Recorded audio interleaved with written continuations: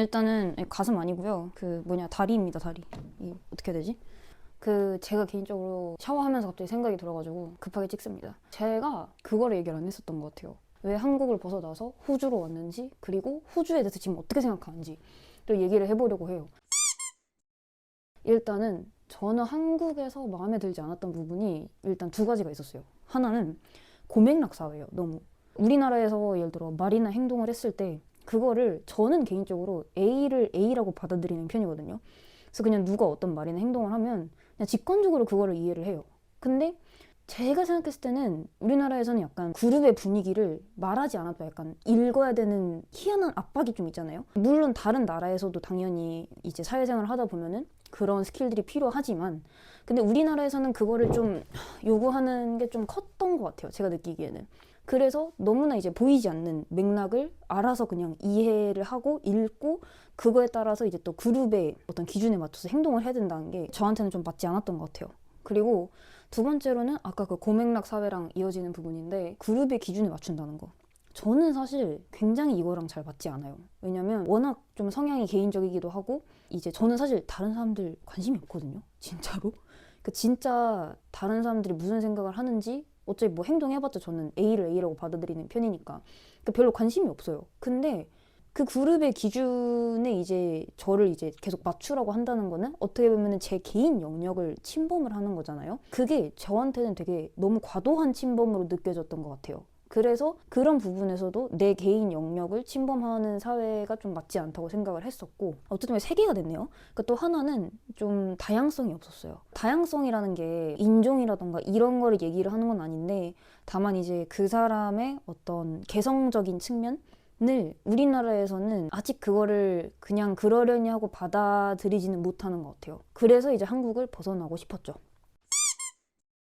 그래서 미국행을 결심을 합니다. 저는 꼭 한번 미국을 가보고 싶었거든요. 그래서 교환학생으로 1년을 있었어요. 그러니까 보통 교환학생은 이제 한 학기 하고 그냥 바로 오는데, 저는 두 학기를 같은 학교에서 이제 연이어했었고, 그리고 이제 운이 좋게도 거기서 네트워킹을 하는 과정에서 썸머 인턴을 거기서 진행을 하게 되었습니다.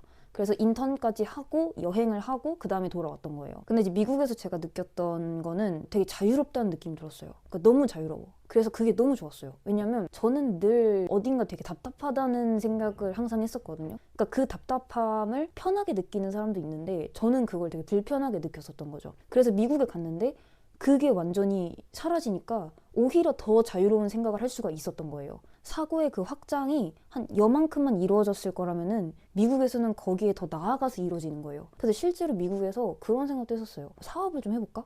그러니까 그런 생각도 실제로 들었었던 이유가 내가 진짜 뭐든지 할 수 있겠다라는 뭔가 생각들이 들어서, 그래서 점차 제 안에 있었던 맞지 않는 그런, 저한테는 맞지 않는 그런 틀들이 하나둘씩 다 없어져 가는 게 느껴졌어요. 그래서 1년 지냈었다고 했잖아요. 저는 그때 진심으로 무슨 확신이 들었냐면, 내가 여기서 적어도 2년 정도만 더 있을 수 있으면은 내 안에 남아있는 모든 틀이 다 깨부서질 수 있겠다라는 생각을 했어요.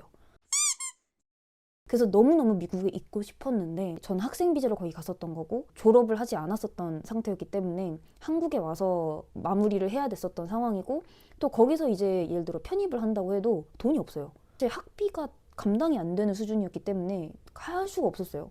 그래서 어쩔 수 없이 한국으로 돌아왔었던 거고, 이후에도 이제 계속 미국으로 다시 나가려고 노력을 해봤지만 트럼프 정권이 된 이후에는 더욱더 비자를 얻기가 어려워졌었고, 미국에서 수학을 하려면은 전공이 좀 맞아떨어져야 되는데 제가 전공이 철학이랑 경제예요. 이렇게 된 상황에는 경제 쪽으로 그냥 갈 수밖에 없는데, 왜냐면 취업을 일단 거기서 해야 될 테니까. 근데 경제는 사실 저는 석사로 가기 싫었거든요. 근데 물론 전공을 다르게 할 수도 있어요. 그래서 다른 걸로도 막 찾아봤거든요. 그리고 저는 철학도 석사에 관심이 있었어서 찾아봤는데 문과는 돈을 안 줍니다. 장학금 지원 이런 것도 특히 국제학생이면 더 받기가 너무 어려워요. 그래서 석사를 뭐 이공계 쪽으로 하는 게 아닌 이상은 거기 가기가 되게 힘든 상황이었고, 물론 뭐 이제 그런 것도 있어요. 1년짜리 이제 한 500 정도 에이전시에 주고서 인턴을 가는 제도가 있는데, 저는 이미 서머 인턴을 해봤었고, 그런 거는 보통 미국에서는 정규직 저는 잘 안 해주거든요.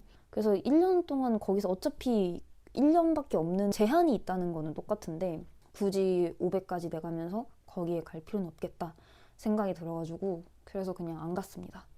그래서 대안으로 찾았었던 게 워홀이었어요.